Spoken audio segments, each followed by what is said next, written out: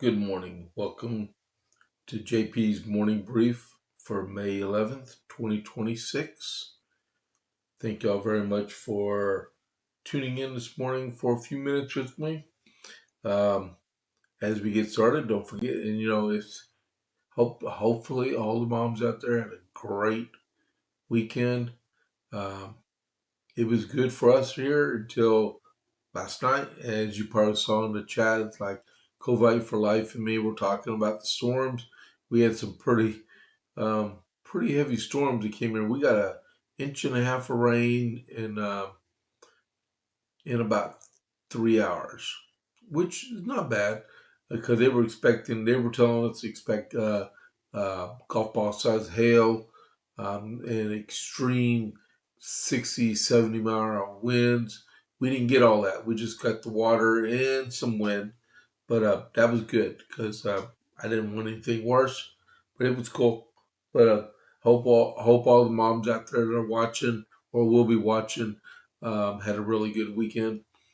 Click that follow button, please, as we get started with the new week, and then give us a like also for the episode. I appreciate that. And if you want, get in there and get in the chat room with us and talk a little bit. I'll try to type if I can.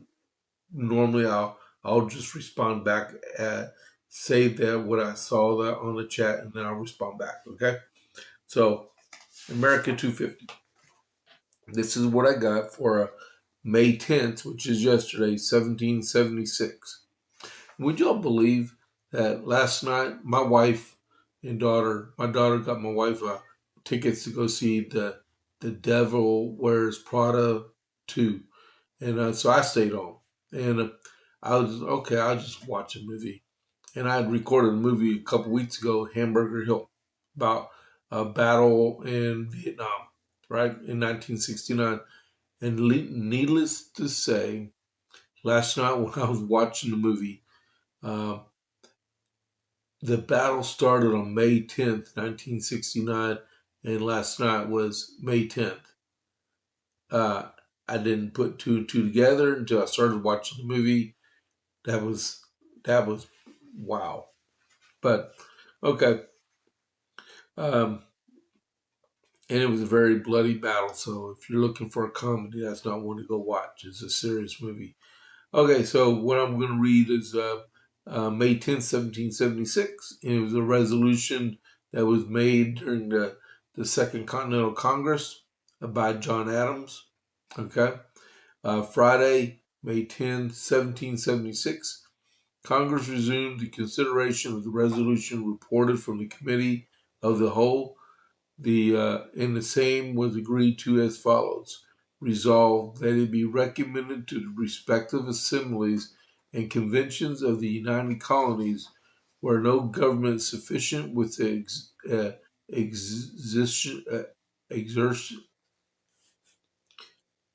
exigencies of their affairs hath been hereto established to adopt such government as shall, in the opinion of the representatives of the people, best conduce to the happiness and safety of their constituents in particular and America in general.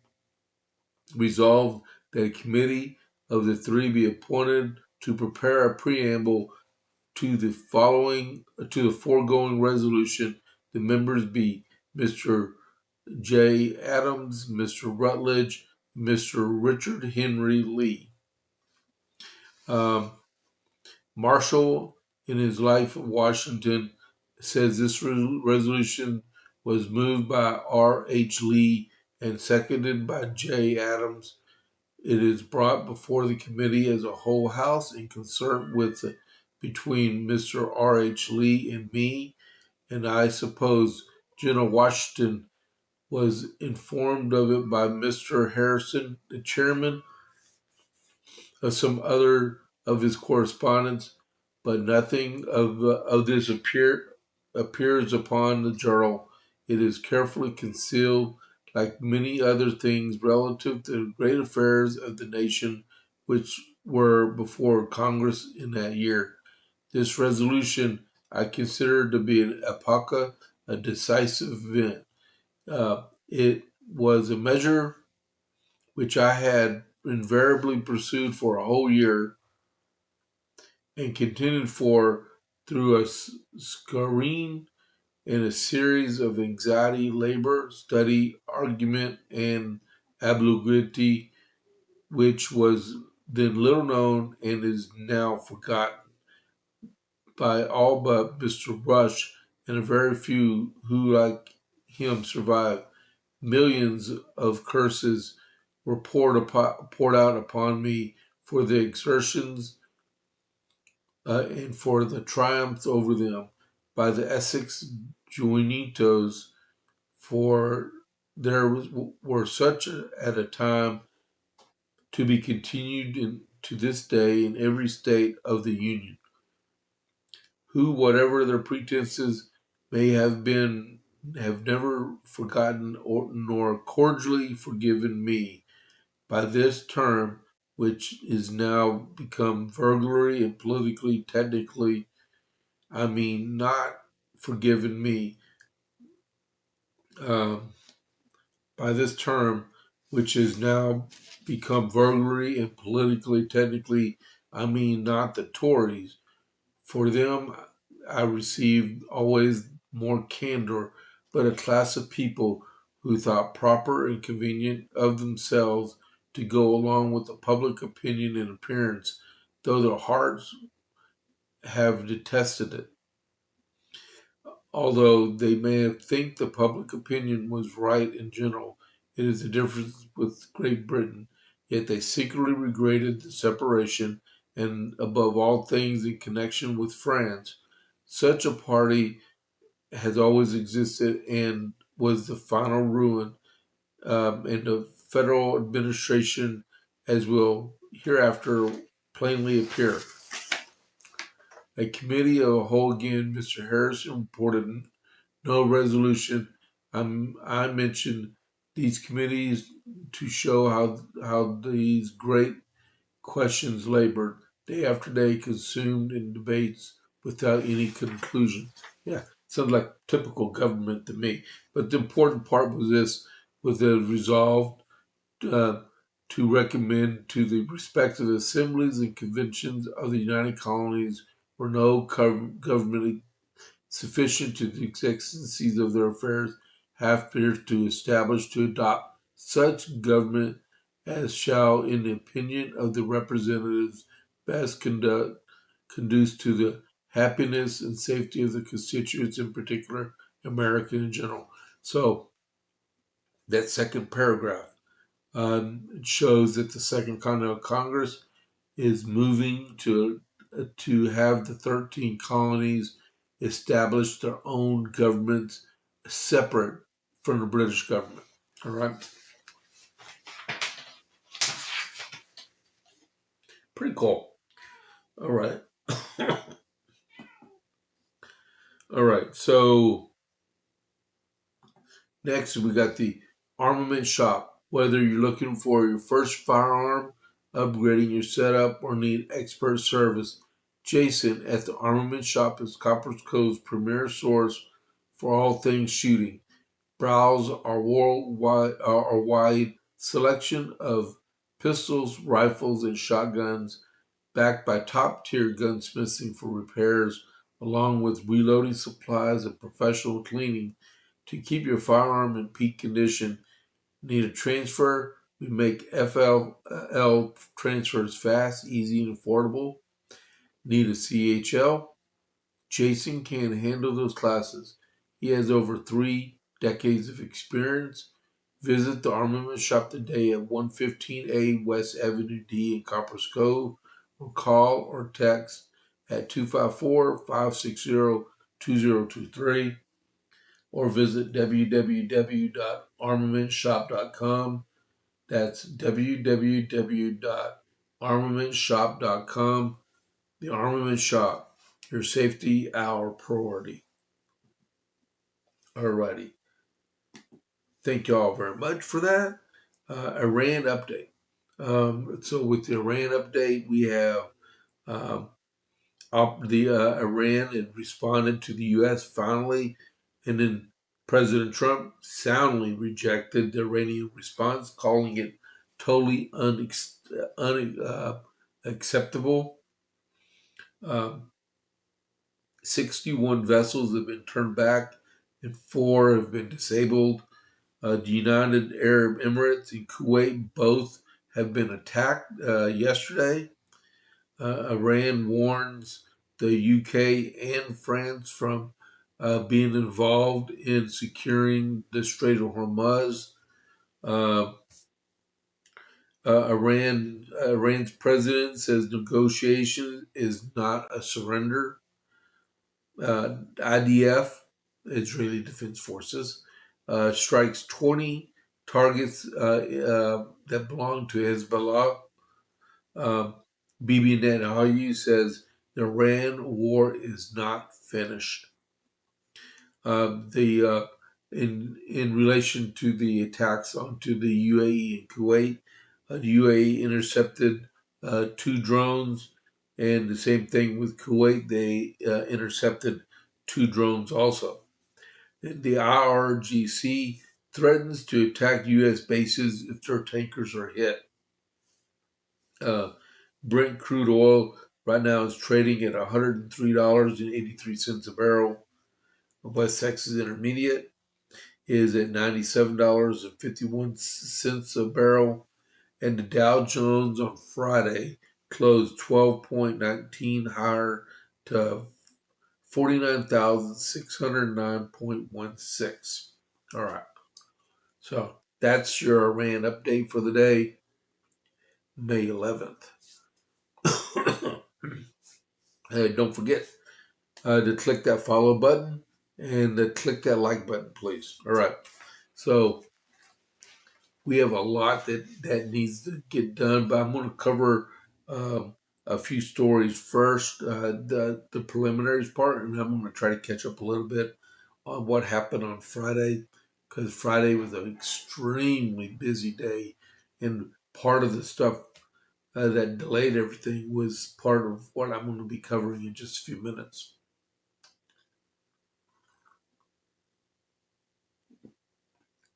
Okay. So, AOC. And so she was asked about American Revolution and her future ambitions, right? This is what she said about the American Revolution. You know, we are doing America 250 right now during the podcast, and y'all see how things are transgressing along the timeline, right? Like today, John Adams had pushed through that resolution authorizing governments throughout the 13 colonies to establish governments that are separate from the British Crown, right? So AOC, aka Sandy Cortez, tripled down on her critique of Billionaires Friday, claiming that the American Revolution was fought against the billionaires of their time. I wanted to talk about how this is the heritage of our country because America was founded. You look at Thomas Jefferson writing to Madison in Revolt of British Aristocracy. Um, okay, I was looking at some headlines. Sorry about that. Um, AOC said at the University of Chicago Institute of Politics, uh, the American Revolution was against the billionaires of their time, and we are declaring independence from such an extreme marriage of wealth and power, and the state of their voices of everyday people did not exist. AOC was responding to criticism she received for her comments, arguing billionaires did not earn their fortunes and likely built their businesses on abuse. She said, "You can't earn $1 billion." Yeah, you can. Ask Taylor Swift, right? Uh, she said this on Thursday. You can get market power, you can break rules, you can do all sorts of things. You can abuse labor laws. You can pay people less than what they're worth, but you can't earn that, right? And so you have to create a myth. You have to create a myth of earning it. Regarding the backlash, Cortez said regarding the backlash, AOC accused critics of pushing a red herring by assuming she believes all billionaires are immoral rather than focusing on immorality of income equality. Uh, they like to talk about American ethics ethos as although it is an attack on American values. And I'm going to stop right there because I'm going to cover the rest of this. There's still another page of it. She thinks so. The American Revolution was fought on the idea that Americans needed to be free and independent from a very oppressive government in London, where they try to tax us into oblivion over and over and over again. They try to tax us into oblivion. They wouldn't give us representation. That's where you got taxation without representation. All we wanted was a seat at the table. We tried. We tried that. You saw the stuff that I was reading about the necessity, the response. It's called the Necessities Causation pamphlet that they sent to King George. He wouldn't even entertain it. He all it was not about rich people because there were very rich people in the Second Continental Congress, and they put it all on the line to fight a revolution to be free. All right, she has no clue. Brown University needs to give her money back because they failed her, and especially she got an economics degree. Uh, so next is uh, about her ambition for running for president. This is really astounding. AOC, Sandy Cortez, is not quite ready to announce a run for the 2028 Democrat primary because she said her ambition is far greater than that. They assume that my ambition is positional. They assume that my ambition is a title or a seat. Cortez told Democrat strategist David Axelrod at an event in Chicago on Friday. And my ambition is always bigger than that. My ambition is to change this country. Presidents come and go, Senate, House seats, elected officials come and go, but single payer health care is forever. And she continued, a living wage is forever. Workers' rights are forever. Women's rights, all of that. Cortez was responding to criticism of her comments she made about billionaires like Elon Musk cannot truly earn $1 billion without the work of others, calling the blowback a veiled threat against her running for president. You know, the thing about Elon Musk owning a business, those guys can't earn money without workers providing a product to sell so they can make money so that in turn the owners can make money. She does not understand this. She is a socialist slash communist. She's not to be trusted. She shouldn't even be in Congress. She's running a game here to overthrow our government in our country through the guise of I'm a Democrat. She is a Democrat. She's a Democrat socialist, and in league of like Mr. Singham and stuff, Neville Singham and George Soros. They're out to destroy the fabric of our country and turn us into something that's never been envisioned in our country ever before, ever. We fought against stuff like that in World War II and World War One.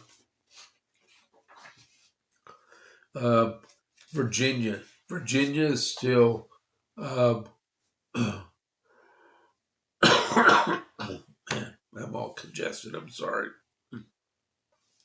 Virginia is still reeling from the decision in the Supreme Court that came out on Friday.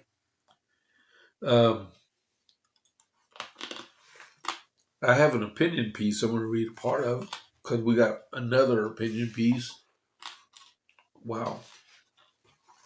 So this is from David Marcus.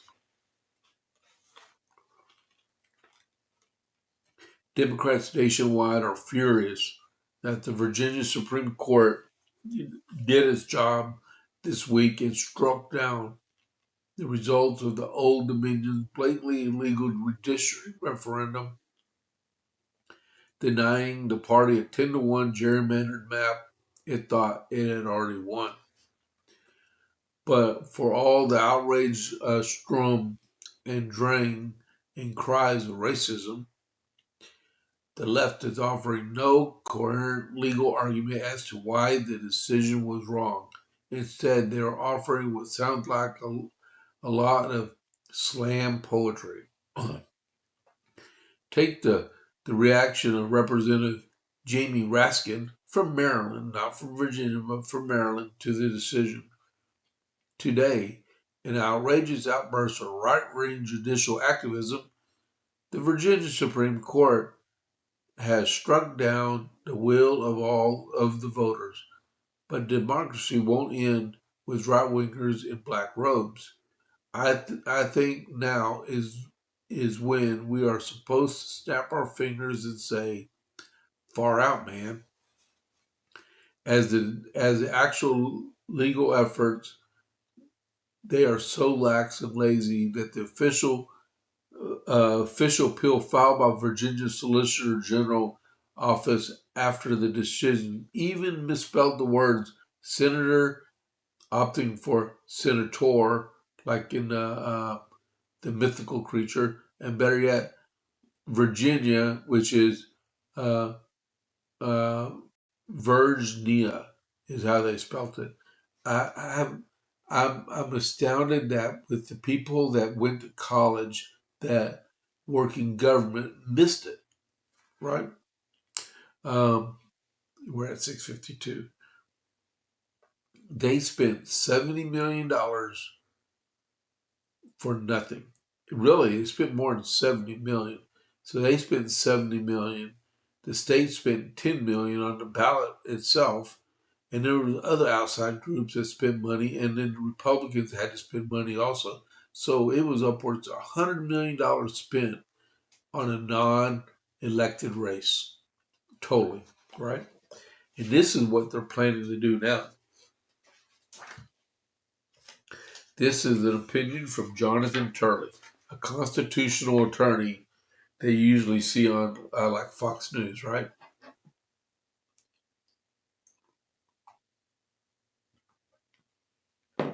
Okay. So I know I'm not going to get to the rest of this stuff. After the Virginia Supreme Court rejected the results of the recent Democrat effort to effectively wipe out Republican representation in the state, Democrat pundits and activists have launched onto a proposal by Michigan State law professor Quinn Yeargain to gut the court by forcing the retirement of the current justices, appointing liberal activists, and then reversing the opinion. Yeah, you heard me. Uh, it is extremely telling that some are pushing for the raw muscle power to retake the power in Washington, particularly in light of the calls of the packed United States Supreme Court once the party is back in power.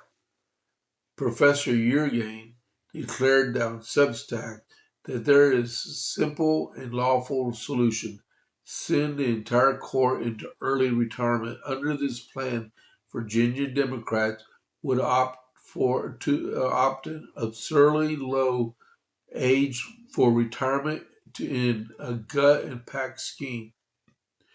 Yeargain suggested that they could set a mandatory retirement of justices and judges after they reach a prescribed age, beyond which they shall not serve, regardless of the term to which elected or appointed. The current age is 73. If you haven't been watching or listening to the news this weekend, they want to make it 54 years old. If you're 54 or older, you can't be a justice or a judge in the state of Virginia. That's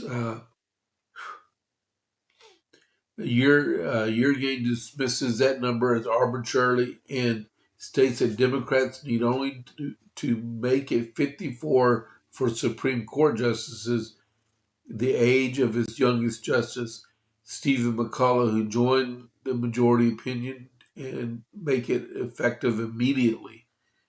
The fact that such an abusive plan is described as simple capture the logic of the age of rage.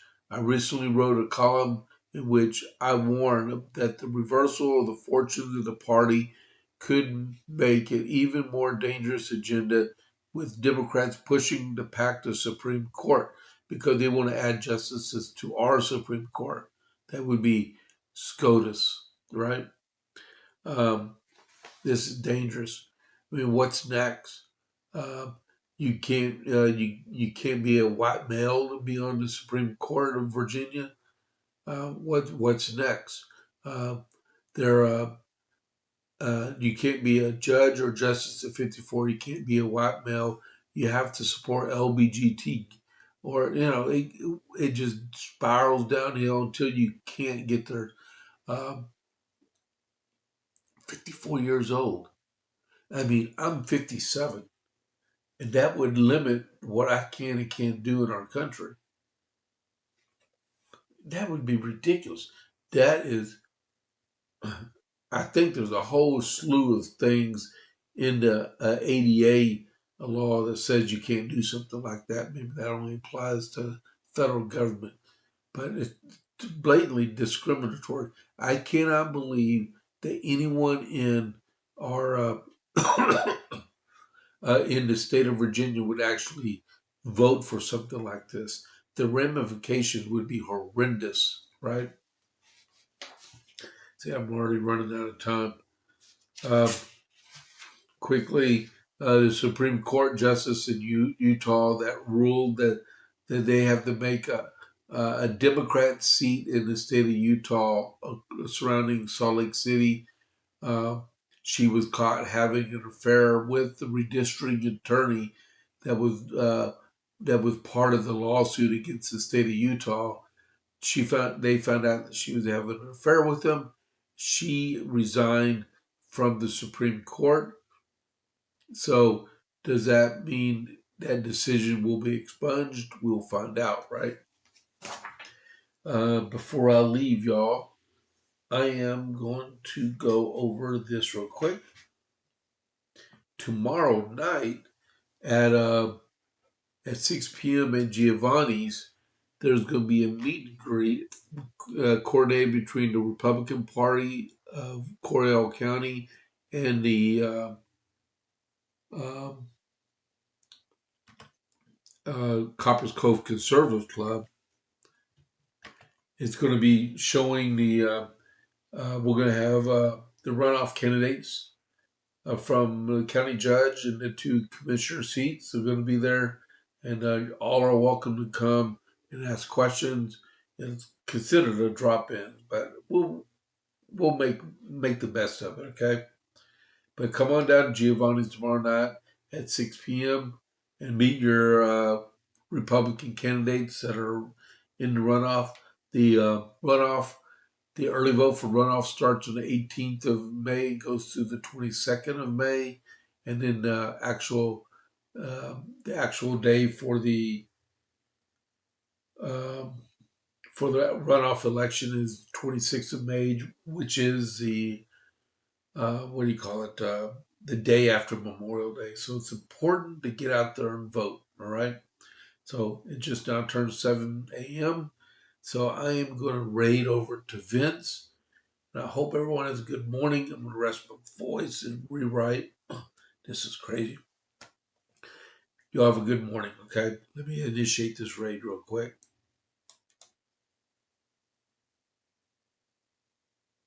And where did it go? Try that again.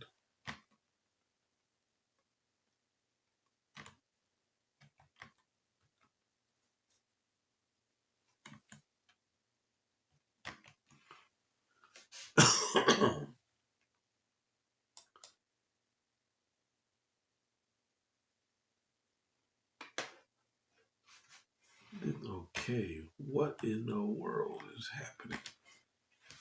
Let me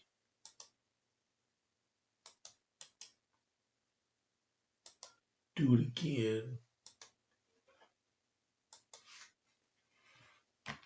I'm sorry about this, people.